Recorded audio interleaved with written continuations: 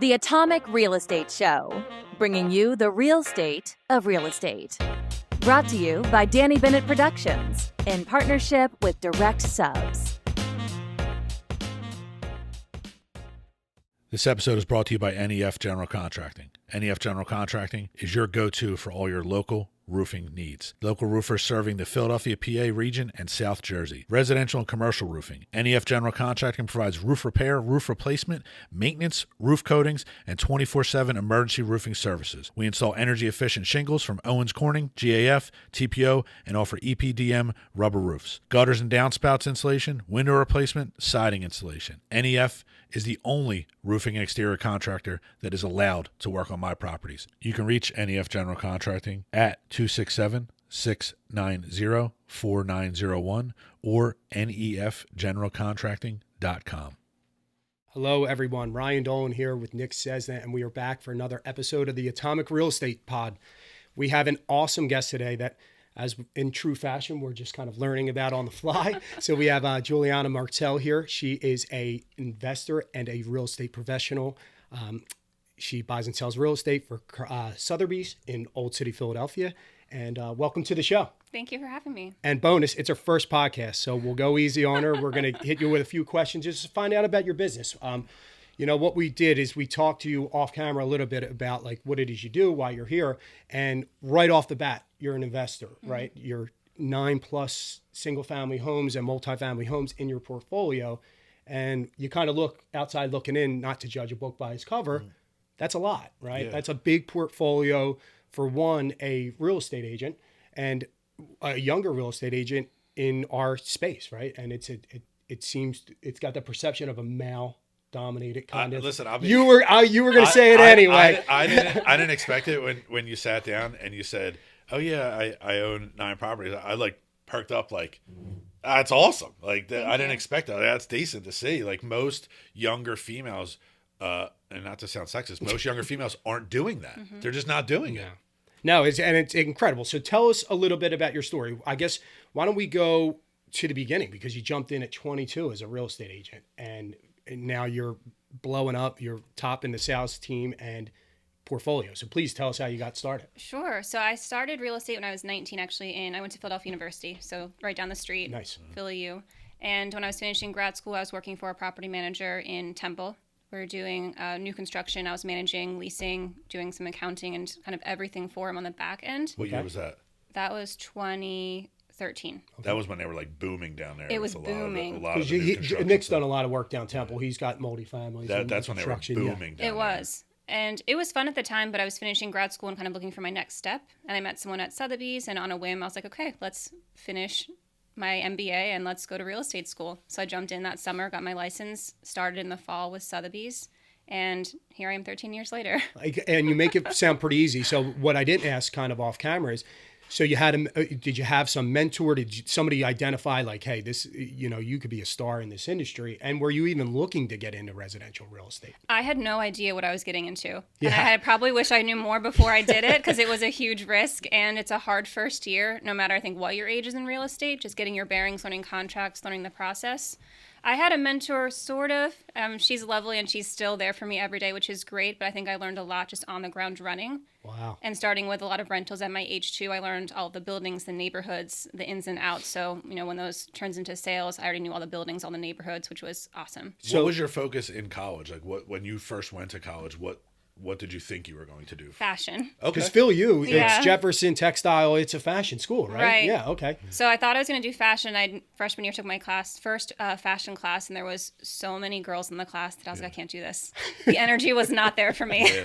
So a lot of like mean girl types. Just a lot of right? energy that I couldn't do long term. So I shifted to just business and just did business, and then my 4th year, I got my MBA, which I loved. It was an awesome program. Incredible. And I mean, that's amazing. So are you from the Philly area, Jersey area? Where are you from? I'm from South Jersey. Okay, nice. Salem County, if you're familiar. Cowtown. Oh, yeah, awesome. And Yeah. then you pivoted over to the city kind of for college, and then you just said, hey, I'm good at this. I'm learning a lot. And what did you do first? Did you start getting all your friends to rent places from you or friends you know? Like, how did you kind of get your feet wet? I think I was just talking to everyone I knew, saying this is what I'm doing, this is how I can help you. It doesn't cost you any money for me to help you, and I get paid a commission. People forget that Can you all the explain time. that real quickly about, Yes. about Yeah. being the agent for a renter? So if your friend is renting, how does it not cost them money? So the landlord pays the commission in Philadelphia. So if any renter comes to me and said, I want X, Y, and Z, I would be happy to help you and explain to them it actually doesn't cost a thing. People still have that misconception that it costs them money to work with a realtor for a renter side. That's 100%. I mean, what we preach here on the show, it's like, talk to a real estate professional. It doesn't cost anything, or call us, a lender. It doesn't cost anything. We're not getting paid from you anywhere along the transaction. So you identified, hey, this niche right here is these renters at 21, 22, 23, obviously are going to become buyers. So if I can show them my worth here on the rental side, they're going to come back to me when it's time to purchase their first home. Absolutely. Create the relationship, establish the trust, and if they had a good experience, why wouldn't they come back?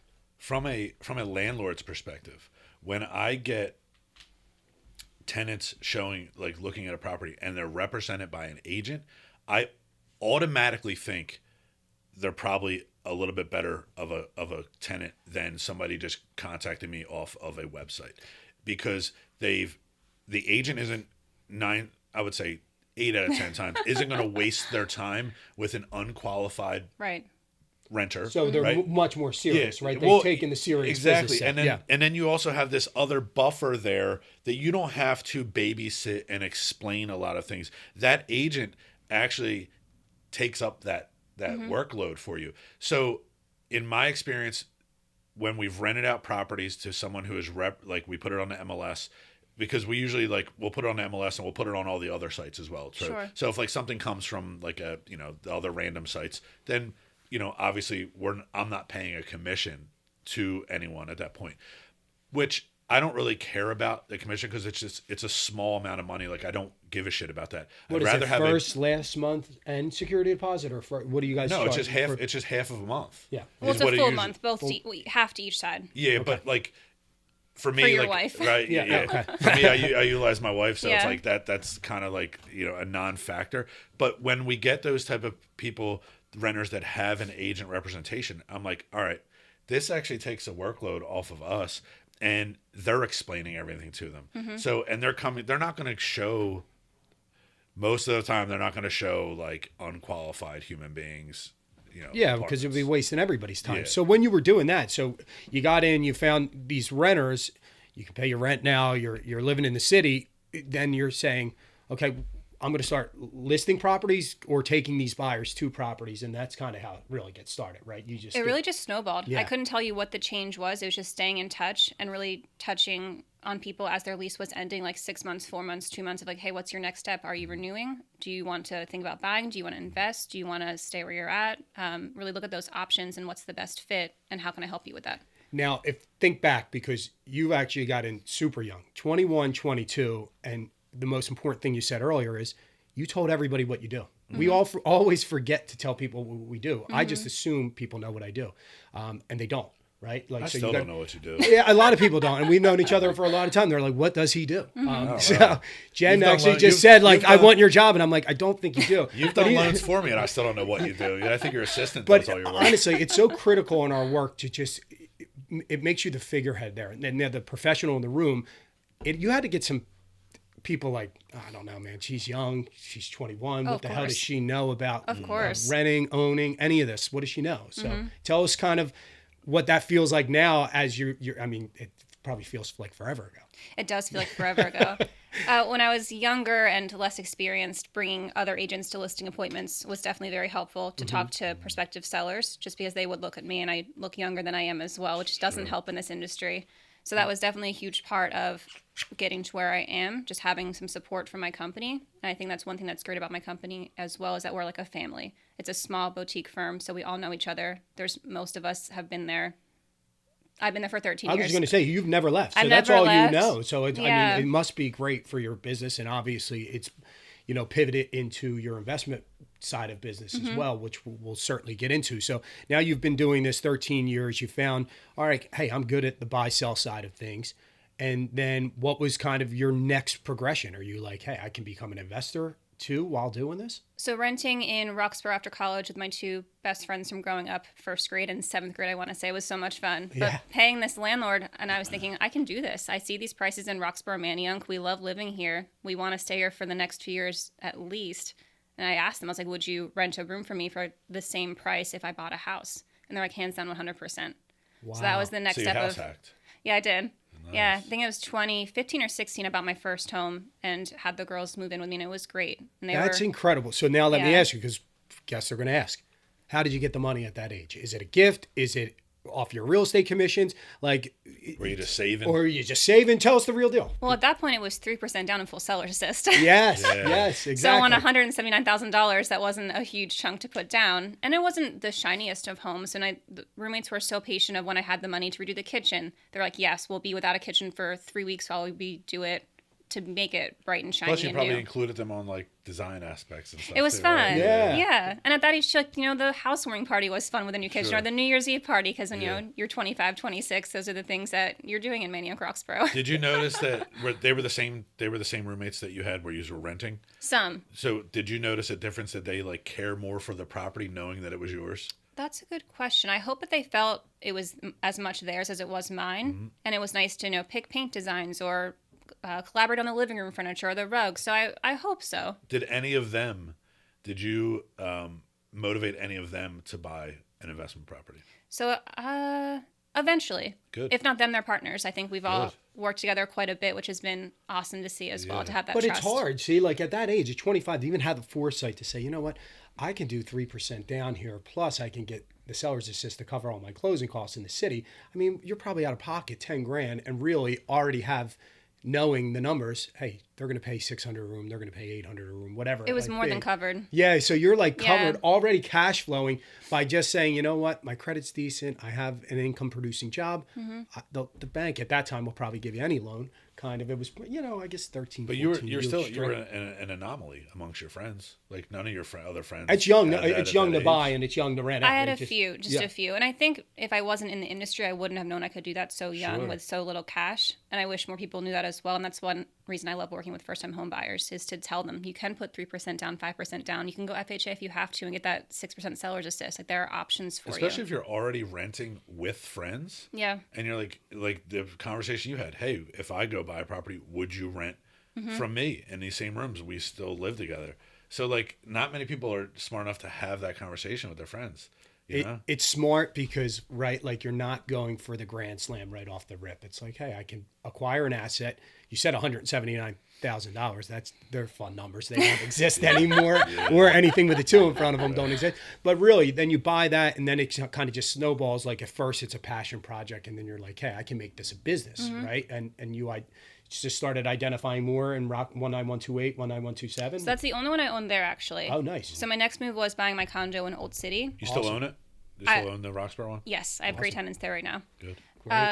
I've been there in Old City for 8 years, and at first I thought like, hey, every 2-3 years I'll buy a new home, I'll renovate it, and I'll move on. Sure. And then after I did my condo, I was like, no, I'm staying here for a while. That's a lot of work. Yes, it is. And Old City's great. I'm team Old City. Obviously, our office is in Old City and the Gaslamp Hotel is as well. So as you're doing that, you figured, did you go into condos or single families in the city? Or? So I bought a condo there because I wanted to live there. Yeah, okay. And I didn't think I would make that move because I thought, wow, at 26, 27, do I really need 2 properties? That felt like a lot, especially when most of my sphere didn't even own 1 property. So I felt a little uncomfortable in the way of like, is this too much too soon? Or like, what am I trying to do here? But I couldn't be more excited that I did it and had that positive support from family and friends. That you pushed through. That's amazing Yeah. because we feel it too, right? Like we feel like our plate sometimes gets overextended. Mm-hmm. What the hell we doing? We got too much here. We were good before. Like what the heck? And then you come up for air and you're like, I would have never gotten that property in Roxborough for $170,000, right? That I could sell for $400 now or $300, whatever it is. So that's amazing that you were able to navigate through because that's usually when people get off the bus, right? They're like, this is too much. I'll get it later. And then the market shifts and then that's what it is. So Right. you kept going and going and then went over to Fishtown, Kensington area and decided to buy there? So I bought one in right outside of Germantown, Okay. kind of on a whim. It's so funny. I met an Uber driver who knew somebody who knew somebody. Here we go. This is good. This is good. Always selling. Yeah. Right? Yeah. So that was an experience. I remember they wanted to sell it, and I was looking at the numbers in the neighborhood and the number they wanted, which was perfectly reasonable. And I said, "Would you sell it to me?" So you're just asking, because that was my next question. Like, how the hell are you sourcing all these things, right? You're from Jersey, went to school in East Falls, and now you're with people. just talking to people. That's it. It's as simple as that. So you're Uber driver, boom, boom, boom, and then an offer is on the table. Right. I love it. I love it. And Uber ride turns into an acquisition of a property. I fucking love it. It's great, right? So you buy another one and you figured like that area, what is acquisition price cheaper? What was your strategy? That one, the block was so lovely. You know, all the homes had gardens out front. The home didn't need that much work. It's like West Germantown. Like a little bit, yeah. West side of Germantown Ave. It's 19141. I'm not quite sure what that neighborhood's called. Yeah, so you're really, so you're Roxborough, you're like Germantown area, Old City, from Jersey, and then, yeah, so you're kind of spreading around throughout the city. I was, and then I started to do just one area, thinking it's easier to know contractors in one area. That way I have my plumber, my roofer, my HVAC guy just in that area. Because it's harder to get, several in multiple areas, harder to keep everything consistent and in line, which is definitely going to bring us to our next question, because people are going to say, well, I had to who does she got running this thing? I had to look up who is running your business? Or you have a property manager, or you doing it yourself? I run it myself. You got to tell us more, because it's hard. And I know I don't. No, it's like Belfield, Ogons, like that area. Yeah. Right. Over by Somerville. Kind of near LaSalle. Okay. Yeah. Oh, Yeah. I know exactly what you're talking about. So how do you run all the properties yourself? I self-manage, and I've had so many conversations with friends and family of them pushing me to do property management to get it off my plate. It's the worst job in this Well, business. Your wife does the it. worst It's the worst job of this business. It's my least favorite part of my Yes. career, for sure. It's adult babysitting. It's the worst job in real estate. Yeah, but so I guess for property It's managers, just it's not. thankless. It's easy money for them. It's just thankless. It's not easy. No? It's thankless. Okay. But it's like, it's not easy.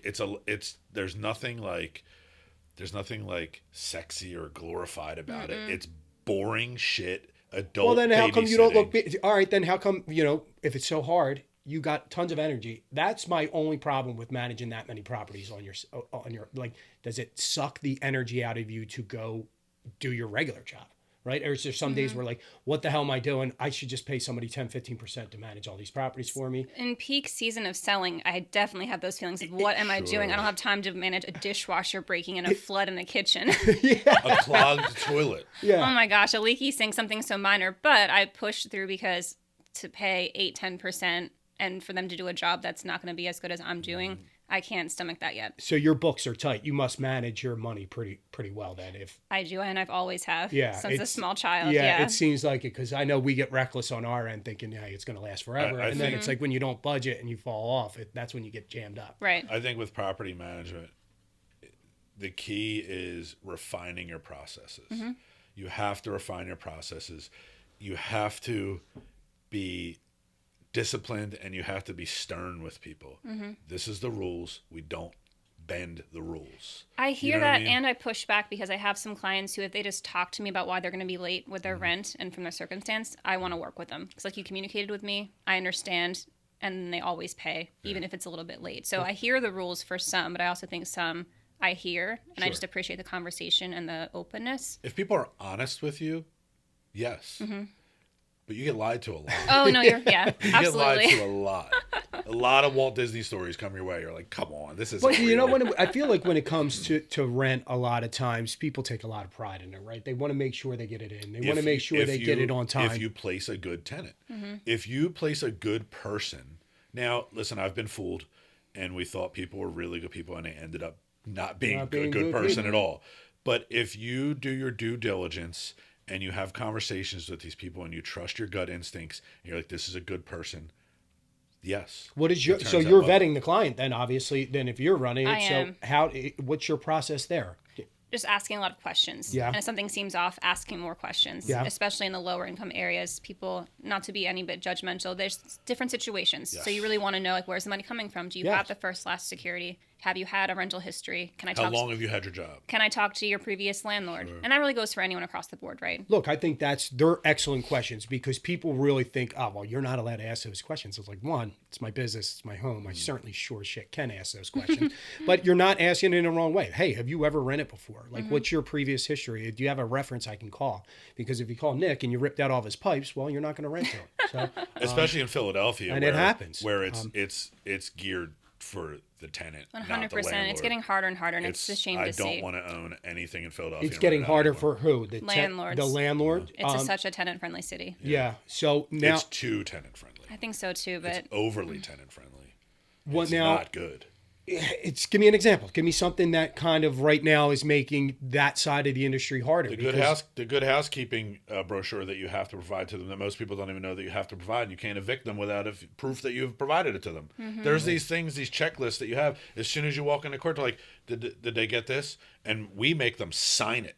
Okay. Same. Like now it's in their lease. They signed that they got it when they signed their lease. It's here. They signed for it. So because you see landlords walk into landlord-tenant court, like, you have this? Like, no, dismissed.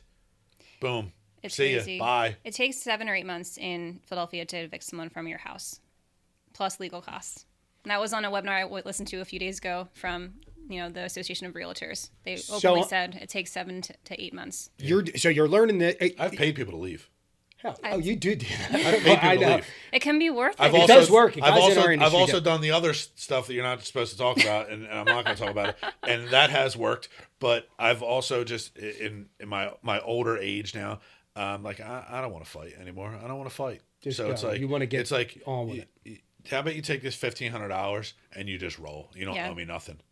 All Sometimes right. it's easier that way. So, all right, as I'm gathering this information and we're going through this, you're obviously a self-starter. You're super self-motivated. You do webinars on your own. You kind of blaze your own path. Do you plateau at some point? Like, hey, I got my 10th unit. I can't vet these guys, run a real estate business, and do the property management, control crews in different areas. Like, is that part of your development plan, or you plan to get bigger, or like what's next?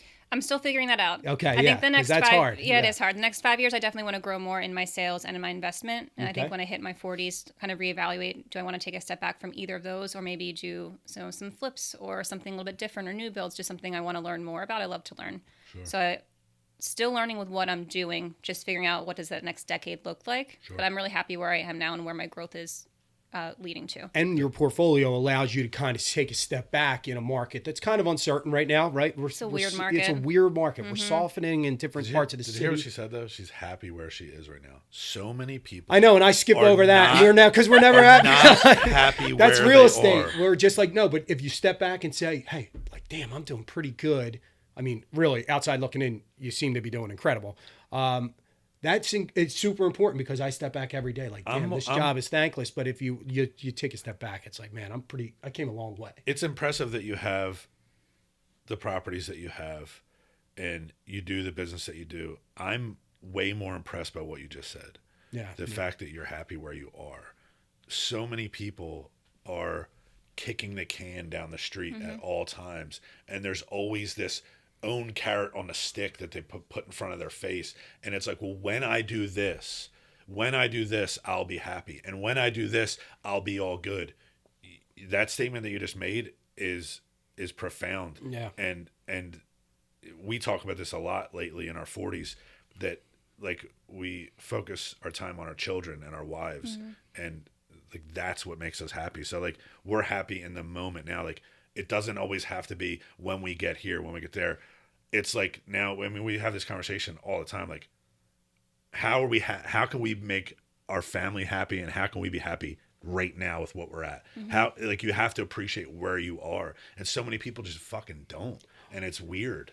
Well, I think it makes it a little easier when you take risk early in your life, right? Like you took risk in your 20s that some people otherwise would be too scared or uninformed to make. So like I said, in this market where it's strange, if you have a portfolio already established, it gives you that luxury to say like, hey, I can focus in on the buy-sell side of things and crush it the next 2 or 3 years. And when this market gets some clarity, I'm back in. I'm a shark. I mean, that's always been your thing. He's not scared to buy when everyone's scared to buy. And that's what made him successful over the last decade. It's like, oh shit, this is scary. These numbers are high. And then it's like, you're setting comps. I wonder also, it's different. I wonder like what you just said too. I wonder if that's the case with you.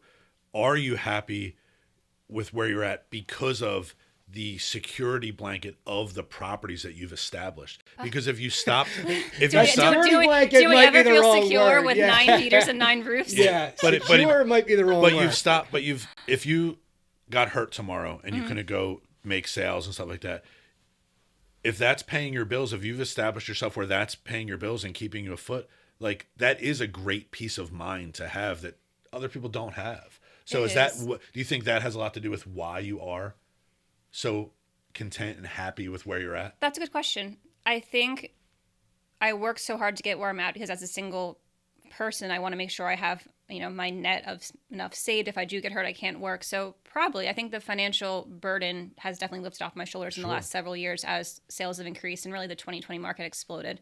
So I think what realtor didn't do well in 21, 22. Yep. If you didn't do well there, you just shouldn't be in it anyway. Yeah. But now we're seeing the market kind of level out, right? It's kind of getting back some normalcy, right? Rates are coming down a little bit. Prices still need to come, soften a little bit in some areas. There's no inventory. And there's no inventory, right? We still have the inventory problem. So what's your philosophy moving forward? I guess if you pivot back into the buy-sell side of things, is it just, hey, I'll keep my head down, keep having these conversations. If more investments come along in that time frame, we'll be ready. And then if not, we'll just sit here and cake it on the buy-sell side. Absolutely. Exactly what you just said. Okay, I have my eye on a few. I'm touring one tomorrow because I saw price has dropped like 15 grand in the last few months. And I was like, okay, that number makes more sense. Yeah, you're like me. I'm not going to buy anything. And then tomorrow, right. we're buying something. It's a winter. It's a normal winter market. No, I think it's a worse winter market. But the snow. So yeah, yes, the snow. But most agents, especially agents that got their license like during COVID, have never experienced a real winter market. That's fair. There's always been buying through the winter. They haven't really known that shit shuts down. Well, I guess and real winter market with real snow. I mean, we've had basically a month we've been locked down. Don't list yet. Let's wait until spring to list. And I tell my sellers the same thing. It's not a good time until the snow lifts, until people are walking outside again, which luckily it's going to be 50 this week, which is great. Yeah, because that pent-up demand does... Look, there's two different philosophies. And, we're seeing some more desperate agents like, who cares? Just sell it. You'll get it. And guess what? I got one that's sitting right now because it listed through December, January. Like, it's a terrible time. Nobody can walk to it. It's 30 degrees.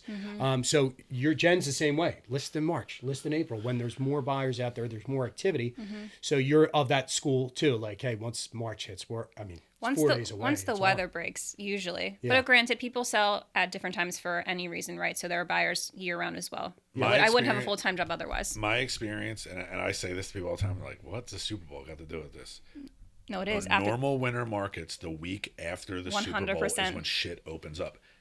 Granted, if you have a snowstorm, it will put a little bit of a damper on things. Because we had one up in the county that we listed in the wintertime. And I was like, all right, it's in the county. Let's just list it. It's done. It's a flip. Like, if it has days on the market, we don't really care. Like, it's still in the county, right? It's in Montgomery County. And I said to Jen, I was like, this shit ain't going on our contract till after the Super Bowl. She was like, that's like 45 days away. I'm like, yeah, it ain't going on our contract till after the Super Bowl. Sure enough, after the Super Bowl hits, we had like 3 people making offers. Wow. And it's like, you go from having, a showing a week, right. Like people kicking the tires to like 3, and it's like, how does that happen all the time? And people, like, I put myself in like the buyer shoes, and I'm like, they definitely think we're full of shit. They definitely think we're lying to them. It's like, send them the fucking offer. I don't even care. Send them the other offers. Let them see it. I don't even care. Yeah. You know what I mean? Let them fight it out. Whatever. Who wants it? And for me, it's not like the highest price. For me, it's always the ease of the deal. Yeah. Like how the agent on the other end acts, how like, and that one, my wife wasn't selling it. Because like if you bring me a property off market, very fair. and it's yours to sell at the end, right? You'll just deal with my wife. My wife will be the representation of our business too. You'll just deal with her, which is easier because she's an agent anyway, and you don't have to deal with me answering the phone with saws going off in the background and shit like that. So they were handling it. So like what Jen will ask the other agents who are handling it, like, how did this agent approach you? In what way? What was their attitude like? How did they talk to you? And that goes a long way with how we decide what property, what person, what offer we go with. Now, is that just because you guys are going to be dealing with them the next 35, 40 days? I mean, we appreciate it from the lending side, of course, if we don't have a raging I don't want to deal with difficult people. Well, agents can make or break a deal. Yes, honestly. they can. Yeah, they can make things a real goddamn nightmare. This episode is brought to you by Downtown Mechanical. Downtown Mechanical is your one-stop shop for all of your HVAC needs, residential and light commercial. Downtown Mechanical specializes in installation of full units, swap outs, repair, service, rooftop units, mini split systems, heat pumps, whatever you need HVAC wise. I personally use them on all of my properties. Matt Rispo is the owner. Great guy. I love working with them. They accept credit cards, free estimates, and they offer financing. You can get a hold of them at downtownmechanicalllc.com or by phone 215-617-3768. Yeah, so speaking of the financing side of your investment portfolio, again, you seem extremely disciplined. So in the beginning, you kind of grabbed properties that were at a good acquisition price using your cash to facilitate the business. Selfishly, on the lending side of things, I always want to know, are you using any creative finance? Are you using mortgage financing, DSCR loans, anything like that? And if so, tell us, because a lot of these lenders won't have the financial discipline, or listeners, I'm sorry, to get started, to have that cash available to buy. So yeah, Sure. Tell us what you would do to get started if you didn't have the cash. If I didn't have the cash, well, that's hard. Well, all right. Well, you tell us your story, and I'll tell Okay. people what to do when they don't have the cash. That sounds good. All So right, my first two, minimal down payment, 3 to 5%, conventional mortgage, usually had a seller's assist.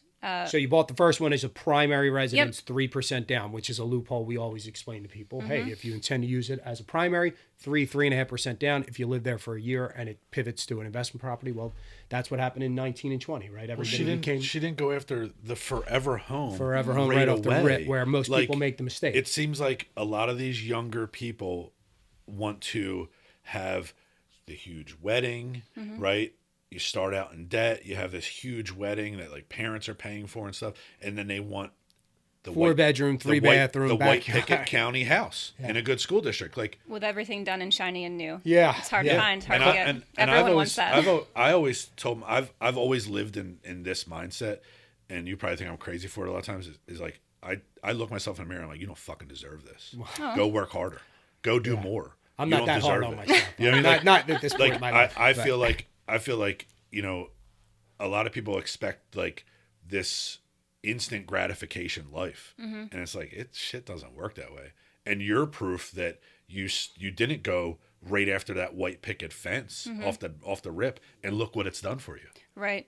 I definitely tread lightly and live below my means to do the things that I want to do a bit more freely. But it's great, right? When you say that, but if you're outside looking in, well, you have an asset in Manayunk, and then you have an asset in the old city zip. So you've done And then both 7 other ones. because you could do that second purchase. So this is a big part of our business. Like if that's intended to be your primary residence as well, you can go minimum again and use that. So now you have an asset, you're a landlord, and now you have a condo that's yours that could or could not become a rental, and you decided, hey, this is going to stay here. And then did you say, I'm going to start using the bank's money, or is it still like my philosophy is make as much cash, put it into the property, and keep it? Sure. So my next one, I had the cash to buy it out front, so I just wanted to not have another mortgage. And You're a baller, by the way. Most people like aren't just throwing down stacks of cash to buy this, not using the bank's money. Yeah. They're just not. So then it was 2020, and I bought 2 with mortgages because they were in the 3% range, and why not? That seemed like a steal at the time.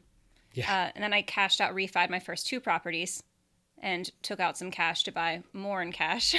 And I'm willing to bet, I didn't even see what she pulled up in. I'm willing to bet that for the first 5 or 10 years, you weren't driving a BMW or a Mercedes. No, I still drive a Honda. Yeah, I love it. I fucking love it. he knows I fucking love it. I love it. Dude. Really, that's making me feel bad. Yeah, I fucking love it. I also can't pull up into North Philly in a nicer car, so I'm like good with my Honda. See, you're a realist. You understand it. And plus, I mean, again, it's just a car, right? So you can get another house if you don't buy the Mercedes or BMW, really. Most people just don't think that way.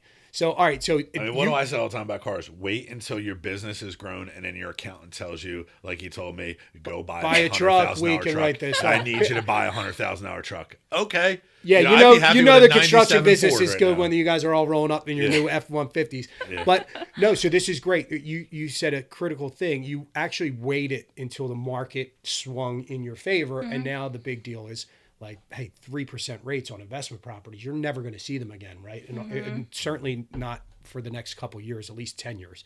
Now you have a property that you never effectively have to touch again, or it could give you access to cash, or if you needed to sell. I guess let me ask that. Is any plan to sell any of these assets for you, or your philosophy is just keep them as long as you can? I want to hold on to them as long as I can. Okay. I figure retirement plan. accounts. So yeah, you're going to say, hey, when I want to get out of here and hit whatever beach or mountain, you're out of here, unload them, and ride the Hyundai off into the sunset. No, we'll get it. You'll be Honda, get it right. Honda. Man. Honda, dude. But no, she'll be driving a nicer car than every one of us. No, Well, this is incredible. I mean, the two properties that you explained to us, and you're saying when you bought them, clearly there was rapid equity growth.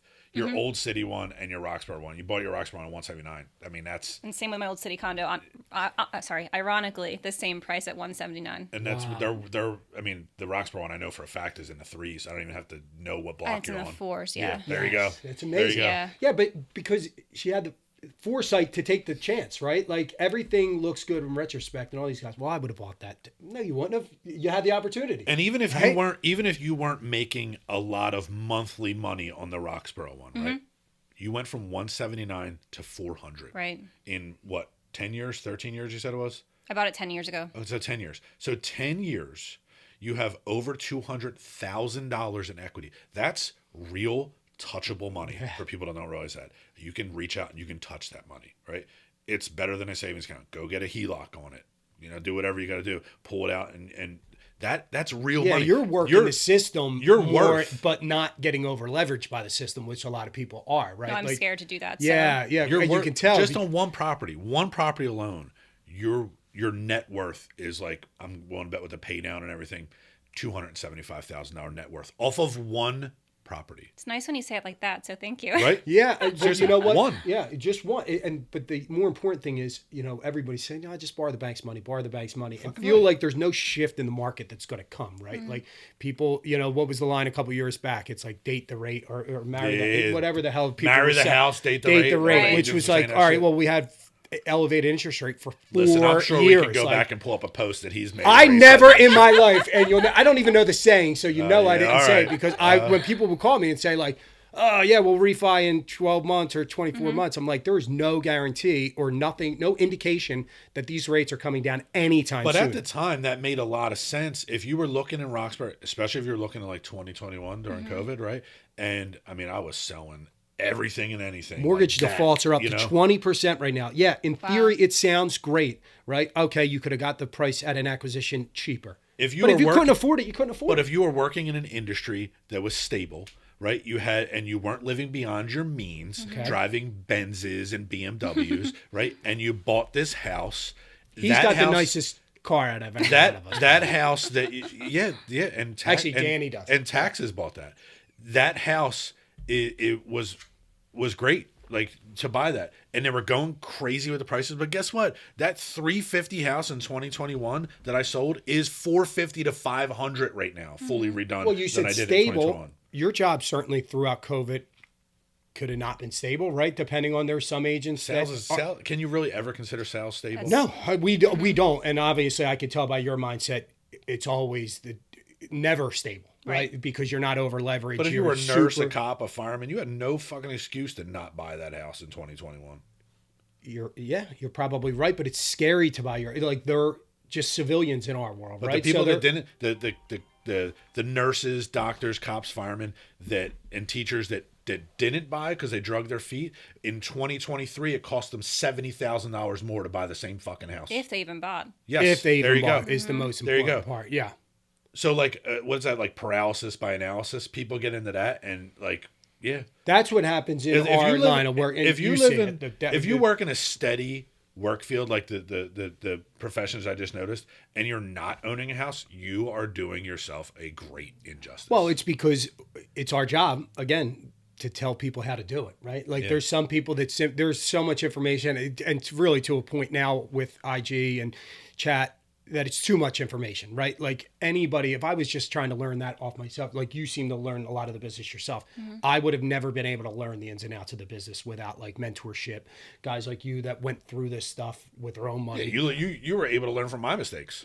I did because one, I was in the same kind of position, right? I sell mortgages to make a living, right? Right. And there is great years. Refi boom was amazing. That was 5 years ago, right? Like, so if you didn't cultivate and nurture your business throughout, like our jobs are never stable in that sense, right? But that's why, honestly, that's why you're successful in what you do, because which again, I don't really know what the fuck you do. I'm just busting his balls, but he'll call me and be like, now that deal went through, what do you think? And I'm like, this, I should have did this differently. I should have did that differently. And we talk about this stuff, like something that he'll buy or something that he's looking to buy. And I'm like, pump your fucking brakes, bro. He does it all the time. Talks to me like it always sounds great. You can dangle it in front of me. I'm a sales guy, so I'll try to buy it. Yeah. And then he's like, step back. Yeah, think for a sales guy, you fall for sales pitches all the time, right? So like, and then he brings the human element into it as well. Like, hey, is this going to help your family? Is this kind of in line with your goals? And we do lose sight of that even 20 years in the business, right? Like I lose sight of it because I'm like, oh, this is the big score, right? This could be it. And what do I say to you all the time? Erin deserves a break, bro. Yeah. Give that woman a break for a minute. We can't take a year break in our industry. We got to keep doing things. But no, this is amazing because so now the bank is playing your game and not the other way around, right? Like, so you have the equity position, you have all your mortgages in low interest rates. So you could sell them if you need to, but if you could keep borrowing from them if needed, or just keep buying cash. Like this is a dream for, a mid-30s real estate professional, in my opinion, right? What's the last property you bought? The last property I bought was in 19134. Okay. I bought that last February. Like Harrogate area. Okay. Yeah, right. Right. And I bought it. It was disgusting, but it was awesome. Yeah. Tore everything out. You do not hear that often. It was disgusting, but awesome. It's so good. You want it like gross enough to where you can really just tear everything out versus like half already done where it's like it's a waste of money to like redo the kitchen. That's okay. Yeah. But no, I've renovated it. Tenant moved in maybe in June. You're doing design too with your team? Lightly. It's they're like CB rentals, so they're not builder's grade stuff. Yeah, but it's you're really giving simple. them just creative license to go in there and kind of do the pick everything. I still do pick everything. Oh, okay. But it's easy when you're just doing floors, simple kitchen, and some paint. White stuff, stuff like that. Do exactly. you dip into the Section 8 world, like HUD housing? None of that. So I'm not interested. Okay, yeah, which is great because we like to hear. We've had guests on the show that have 100+ HUD. There is a market for that. I think it's easy money, but I also think as a single female, I have to think about my safety a little bit. You have to know how to play that game too. Yeah, that's a game you have to play a certain way. Right. I feel like there's that's a heartless kind of game in my opinion. I have no interest in it. Yeah, so look, it's interesting. And look, there's no right or wrong answer because that same guest that's on there that has 100+ is obviously making tons and tons of money. Now, I'm guessing that's probably like a sub 100 acquisition on that Harrogate property. It's probably like a sub $100,000 acquisition. Oh, absolutely. Okay. Yeah. Definitely. Yeah. And my rent's $1,350. Yeah, and then your ARV isn't real high either, right? Like what are you maxing out at, like 150, 170 on an ARV? Probably closer to like 150. Okay. All right. All right. So then let's break down just it's a different market, simple wildly number, different market than Roxborough. Oh, absolutely. Wildly different. Absolutely. Yeah, and what attracted you about that market? To that market going. So during COVID, when we couldn't do much, I did a lot of driving around. And I was like, where can I buy houses? Where are these deals? And there are some blocks in that zip code where I'm not getting out of my car. Yes. And there's some where no, there's decorations on the front porch. You can see children playing. Like this feels like a very family-friendly neighborhood. So really like block by block figuring where am I comfortable getting out of my car. That's Philadelphia's a city of neighborhoods, and it's even a city of blocks. It is. And there's certain blocks around there that like I wouldn't allow you to get out of your car. Yeah, well, think about it. Like, if you wouldn't get out of your car, why would you are not getting out of your fucking car here. But but it was just research. I spent hours, and I still do it. I still make lists of 10 properties. Like, hey, let's do some drive-bys before I even schedule my showings. Am I interested? What's it looking from the outside? What the neighbors look like? Are there bars on all the neighbors' windows and those gates on the front? Is there trash everywhere? But doing this, you're not in love with any particular zip, right? Like that's usually some guys are like, hey, I'm only doing Roxborough, Manioc. I'm only in Fishtown. Right. You're kind of where the value is, right? Or where you kind of like. Yeah. buying. And that zip code's 10 minutes from where I live, so it's very easy to get up there to check on the contractors to show it to, any kind of emergency that I might need to be there for. So, yes, and there also aren't many zip codes left where you can buy under $100,000. There really is not. And in what city can say that we still have opportunities under $100,000? Baltimore. Well, that's the new trend. Not a lot. Yeah, but that's the new trend, right? You're starting to see people leave their own backyard and use these nationwide companies that kind of put out the pro forma models and show you the numbers. It's great, but there's something to be said about being able to go visit the property, tangibly see the property, have your crew and know your crew that's working in the property, all those things, because I think you can control the quality of what you're putting out there a little more. What's the most recent thing you've jot it down, drove past, looked at, like, what area did you look at most recently? So I have a showing tomorrow in the same zip code, I love 19134. it. I fucking love it. Yeah. I mean, well, yeah, you're a hustler. That's the difference between, like, some people are thinking, well, how can you do all this? Well, you're out there getting it every day. So that's clear in this interview for sure. And you're not married to any one particular thing. So you're open-minded, Right. which makes the game a little bit easier. It's just numbers based at this point. Exactly. And we do get stuck in our own, like, little areas of operation, right? And you're kind of like expanding. You're like, oh, hey, I'll have one in Germantown, or hey, I'll have one in Harrogate, or hey, I'll have one in Old City. So, like, it's just like a good opportunity arises, you're going after it. Why not? Your investor hat goes on pretty quick because I'm thinking, well, no real estate agent's going to drive out to Germantown and go check out a property themselves. But you're an investor. It sounds like even before an agent.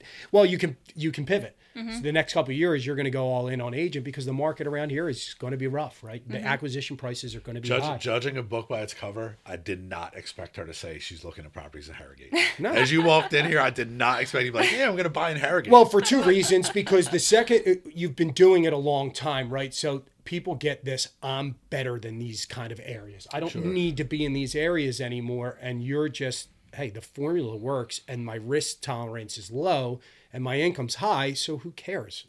You also meet a lot of people and realize there are a lot of landlords who don't care. So when they come into your house and say, wow, this is so clean, or on New Year's Day, a tenant texted me, thank you for being such a great landlord, and how much that means to me, but That's also incredible. how much that means to her. It feels really good. Well, they haven't set the bar high to beat the competition of the other landlords. Sure, but I think right? I'm an average landlord. Like, I just do what I would want for Sure. myself. But and that's what I'm saying. Like, the bar isn't set real high Yeah. in those areas. So if you provide washer and dryer and you provide these other things that make them not have to walk to the laundromat at night and stuff like that, like, you're going to establish a better clientele. And when something breaks, you come there and they fix it. And, like, you know.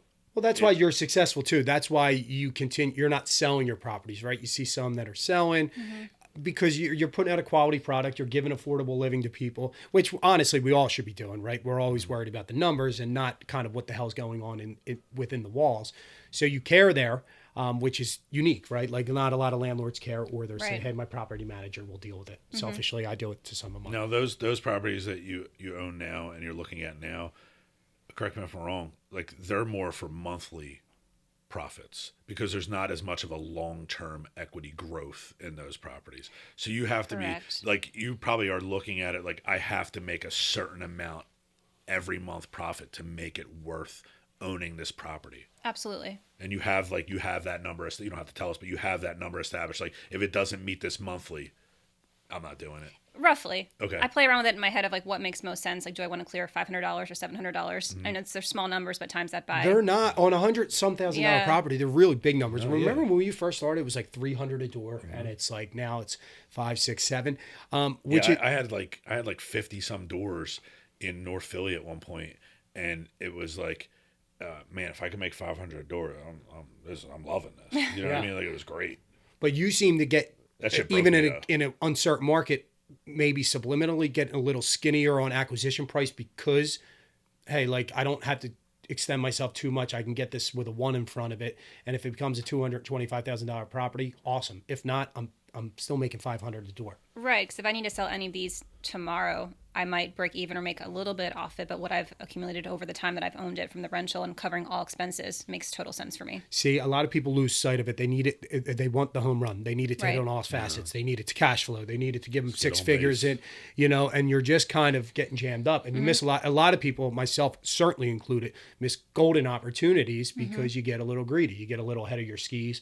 Oh, I'm not going to that area. Well, look at baseball. You have 9 batters. Not everybody's a home run hitter. Yeah. Right. You need your leadoff hitter getting on base so Schwarber can come in at 3 and hit him home, right? You had your home run on Roxborough, and you have a home run in Old City. If you're getting on base, consistently getting on base, you're going to hit a home run. And then eventually it's when the market swings, whenever that might be. There was a lot of good buys throughout the last couple of years, but it's getting harder and harder. I mean, I watch his team go out and how they acquire properties. Now they're pivoting to different zips, right? Where they live and where they work and where they think that the market's trending. Where do you see the market? Are you bullish, bear on Philadelphia market? Like, what do you see? Oh, it's a weird market. Yeah, and you're from South Jersey. So. I'm from South Jersey. So I think in Philly, homes that are priced right and showing well are selling. Yes. The homes that are neither of those things or one or the other are not selling quickly at all. Okay. And I think condos, everyone knows it's a very tough condo market. Yeah. Just with rates and HOA fees have gone up because of insurance and other reasons so much, especially the past 5-6 years.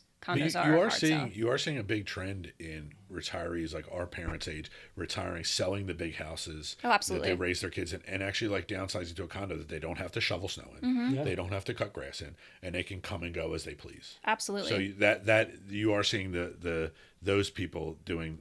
It's doing another that, great cool. market. On the other side, we always focus in on the first-time home buyers, but another market, we just did this to a family home too. It's like, our folks are kind of getting to that age where it's like the next chapter in their life they've acquired in the 70s and 80s and 90s, where they're sitting on a mountain of equity. Mm-hmm. Yeah, look at what you guys just did with your dad's house. But you know what? A lot of, and you'd be surprised. So my dad lived in Manayunk, paid his house off, and we just used the bank's money to renovate it and sell it. So many people you'd be shocked, had no idea, especially that generation of owners, because their goal was just to buy, pay it off, and that was it, right? Right. Like our generation thinks differently. Like half of them are like, hey, I'm just buying this. I'm a glorified renter effectively. And then if I get equity, I get equity. And then next, Right. if not, move on to the next one. I'm sure getting Mr. Dolan to buy in on that concept was like. I had to lock him in a wall. room and explain it to him. But it's like, hey, if you need to get to where you want to get to. So now we created this kind of for a lot of our, guys that have been there 40 years in their house. And how can I get to assistant living, or I need help? Right. And or like, yeah, you can make $250,000 by using the bank's money if you're linked up with the right real estate professional, Right. or the right contracting team, and you get a well-qualified buyer in there. And I think it opens a lot of eyes for that generation who doesn't trust a lot of people, or as we were talking off camera, maybe over trust, like that guy that got, we're talking about a lot of wire scams and crazy business like that. All right. So As a younger female, how did you vet contractors and like go through that process? Because they will take advantage. They will. My dad is in the world of contracting. He lives in Florida now, though. So he had one guy he knew when I was first starting, and he said that I was tougher than my dad on him. amazing. Good. But from there, I meet people 24/7, right? I'm out showing houses, doing whatever. You just know how to talk to people. So just ask the right questions, and it's a little bit of a vibe check and how Yeah. their numbers come back. And if they want to think they can pull one over me, then they're not the person for me. And that I was shows in going their to numbers say, it and their looks like attitude. not many people are getting it over on you. What about the shore No. markets? You're South Jersey. What do you feel about like the resort markets, shore markets? So I don't do the shore market because I'm Okay. from the other coast of South Jersey. Okay, yeah. So it's like farmland, middle of nowhere.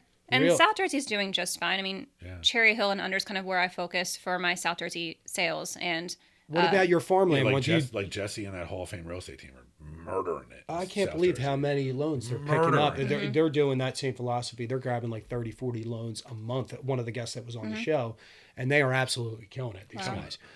Do you do like, so you said farmland, do you do USDA clients as well, or are you more like just all resi, like conventional? residential. Okay, That's what I stick good. to. Yeah, because I don't dip into that really as well. All right, so what is next as far as you said you're going to pivot kind of and just be ready? The key for us is, as investors is we're always ready, right? Right. Like we're not actively buying technically, but if a deal presents itself, we get the numbers together real quick and we can execute. Right. Tell people about that. Like if you're kind of not in a buy position, like how to get there real quick. Is it just staying consistent in your work with your budget, knowing your numbers? Because a lot of people lose sight of that. They get in this, hey, nothing's out there, and then they don't buy for 2-3 years, and they look up and like, shit, I have no growth. Right. So what's the plan for some growth kind of in these weird times? For myself? Yeah. Just keeping at it. I think I definitely get burned out at different seasons, different times with my full-time job. So Okay. getting back out there to do the drive-bys, to look at the houses, to manage a renovation, I don't always have the time and energy for. And I'm kind of hitting that now and again, end of winter, all the snow. It's been a weird 2 months in the start of our season. Right. So I'm like, do I have the energy to do this now before things really pick up? Like maybe, hence the showing tomorrow. But I often like do the drive-bys. And I'm like, I never really pull the trigger on the showing. It's just, it's not, the time is not right. But I think just being ready. I always have my searches set up. I'm always looking for opportunity, especially with the multifamily world too. I definitely want to dabble more into that. But with a higher price point, it's just going to take a bit more time for me to feel that it's a right deal for me. Duplexes, 2 to 4 units. Yeah, Is that what you kind of exactly. want to get in at? Yeah. Just you guys do. You were doing quite a bit of I duplexes did like for a all, while. I did all multi-units. Yeah. So I followed his philosophy, but you're kind of out of I multi-units. sold them all. Yeah. I So own it. I own a 5-unit. I'm lying. But as soon as the market corrects, that thing's being sold. Now, is it just, hey, I can pick up more units in an uncertain market? You think people are going to unload properties like that, or are you just an opportunity for it? Just or opportunity. Yeah. You're just kind of ready to say like, hey, I'm spreading my wings, going to multifamily. Exactly. Amazing. What about new construction and things like that? Because I know these turkeys are talking about starting to rip houses down and potentially building them. Do you ever look into that world, like, or is that just, hey, that's out of my lane, I'm not even messing around with I that? wanted to buy new construction in 2020, 21 when rates were low and there was still the full 10-year tax abatement, and I just didn't have the time to pull the trigger, and I kind of kicking myself because those would have gone up probably $100,000 by now, and with that 3% interest rate. You're saying just buy one from a builder. I wanted to buy one at that point. No, there's a market for that, like especially in, like if they're doing a there's people that do this. They like say there's a development of 6 houses, they'll buy the first one right before it's built, buy the first one, and then sit on it, and just sit on it and sit on it. By the time that 6th or 7th one is sold, then they sell theirs for $100,000 more. They don't even move into it. Yeah. I mean, It's a hack. Yeah. It's a hack. And then what is. they'll do is like they'll just leave it like unfinished or basic, and then do all the upgrades, and then get even more money. You're right. And there's definitely a market for new construction. It's not my personal taste, so I'll never focus on it per se. I just like these older classic Philly homes much better. Yeah. But it makes sense in a lot of ways. But also name someone who's bought new construction who hasn't had roof issues. Yeah. Well, that's why I don't like roof decks in our climate. Our climate is too extreme from one to the other, and these fiberglass roof decks just aren't built for it. I don't think there's too many variables. I don't like them at all. I stay completely away from roof decks. Now, what about as far as you mentioned, like, hey, I wish I bought that with the 10-year tax abatement. What about the flip side of these things? Say if you did buy that and the 10-year tax abatement's kind of running out, which you're seeing in a lot of these areas, right? Are you running into big issues as a real estate agent selling those properties when Northern Liberties, pops a 10 grand tax bill on you? And it's like, hey, I wasn't paying anything for the last decade. Is that an issue when you go to sell? Does that hurt, obviously? It will be an issue, absolutely. Okay. That's what most people sell, like that 8-year sweet spot. 7-8 years, yeah. Where there's a few years left so you can like dangle it in front of the buyer's face of like, oh, this feels good now, and I won't think about the next few years when it's going to jump $500 to $800 a month for because and that's why the new construction stuff's scary, right? Like, okay, you might make $100 grand, but if you end up keeping that property and the tax bill is pretty high, it's going to eat up in that real quick, right? Especially if you redo the roof, tear it off, and whatever else comes up with new construction. There's certain things that we're looking at now, and my wife was more so pushing this, and she's like, why don't we buy something in Wildwood that's like $750 to $900, and this is what you can get in rent depending on where it's at, like $6,000, $7,000, $8,000 a month on some of them. And she's like doing the numbers and projections, and she's like, 5 years, it's 1.5 guaranteed, like guaranteed. And I'm like, I can't really argue with her, right? And it's like, so I don't have to go in and renovate the thing. It's like, all right, let's park money, and then just park something for 5 or 10 years, and you can make a lot of money. What about suburbs? Are you investing or exploring the suburbs, or is it the acquisition just too high, or do you feel the rental market is just too flat?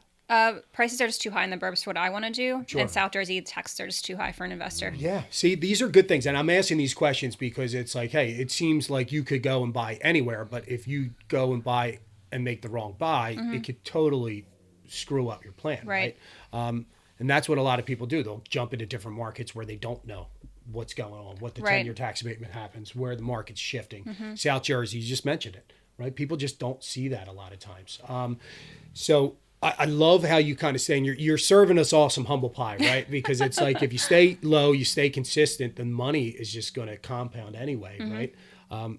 So damn, now you got me going back. Like I can't wait to go back and look for cheaper properties. And you said you haven't done any flips, but you're entertaining the idea of doing it. Maybe in the future. Oh, so yeah. What area would be ideal for you? I'm not sure, and half of me thinks would that be my own properties if I acquire enough that I'll eventually flip and sell off sooner rather than later. I still know yet. Okay. So it'd have to be where the opportunity presents, and I would really probably go anywhere if the numbers made sense in Philadelphia, just because I know all of the areas. Say if your own property, because we were having this conversation the other day. Are you a proponent of cleaning it up, staging it, or selling it as is? What do you think? Oh, cleaning it up and staging it, 100%. Yeah. I'm with you. Make more money. We stage every single house we sell. Yeah, I think now kind of say. They do. They with sunflower. Sunflower. Yeah, they're an amazing staging company. they actually did my dad's house as well. And it's like the first buyer that walked in is like, I want it. And I kind of want it as is. And they're like, you know, picking out different pieces of furniture. So yeah, I'm interested to always see. So you'd spend the $20,000, $30,000 to fix up each unit and then get max comp. Absolutely. Yeah. Makes total sense. Absolutely. Yeah. Yeah. So for this episode, I got to say it was quite eye-opening, right? Because in markets that seem uncertain, you're staying consistent, right? So you kind of don't have any surprises with your business philosophy, which is awesome. As I mentioned earlier, I'm kind of humble, like, damn, if you just stay in your lane and you accumulate little bit after little bit after little bit. I wonder who the fuck's been telling Well, me I don't that. want to hear it from him. I'd rather hear it from you. So, but really, this was awesome because we had no expectations coming into the interview. And it just goes to show you, if you keep your head down, if you Stay disciplined. Stay disciplined. If you know your numbers, like I didn't budget forever, like for like 10 years, right? And now I'm like, damn, I wish I'd budgeted. So like, this is the stuff that we stress the importance about, right? Like, and it's never too late, right? You could always get back. You're not going to get the buys from 10 years ago, but you're already looking ahead at the market, right? Saying, hey, which zip codes are working here? Which is multifamily the new frontier for me? So it's great to hear that. It's refreshing and not be like other agents and investors that complain about the lost opportunities. The opportunities were lost because they weren't ready. Right. And they weren't disciplined enough and they didn't listen to enough people. So yeah, really, I mean, we would love to kind of see what happens in your career moving forward because yeah, we did not expect this when you walked in the door. I got to say, I mean, it's rad. It's awesome. You really are like a rock star. The discipline is the world. impressive. Thank you. The discipline is impressive. The being happy with where you are is wildly impressive. And I'm sure you have friends who live a bit beyond their means, you know, just based on your age. I know you have to have them. Drive very expensive cars, live in very expensive houses, and they think that they're doing great. And meanwhile, your net worth is way more than theirs. And on paper, you are doing 1,000 times better than those peers. And that's what people don't get. Like this, people live in this, like, you know, perception is reality bullshit. And really, they're like one paycheck away from losing it all, some of these people, right? Right. And you are, hey, you could have a 6-month injury and not be able to work, and you're all right. I'll come back when you double this portfolio because honestly, it sounds like the sky's the limit for you.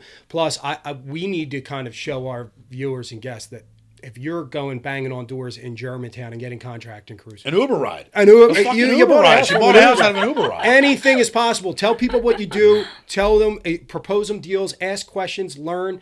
That's kind of all we stress on the show. So this is amazing. Juliana Martell from Sotheby's and investor extraordinaire out of nowhere. So really great job. Thank you. We'd love to hear your progress. So please come back on the show anytime. Perfect. Thanks for having me. For Nick Cessna, Ryan Dolan, the Atomic Real Estate Pod, we are out of here. See you guys. If you enjoyed our episode, please consider supporting the show by rating and reviewing the podcast. Also, check us out on Instagram at Atomic Real Estate Show to find out when new shows drop and to participate in our community Q&As. The Atomic Real Estate Show was brought to you by Direct Subs. Direct Subs is the #1 place for real estate investors to connect with local contractors for their flips, rentals, renovations, and new construction projects.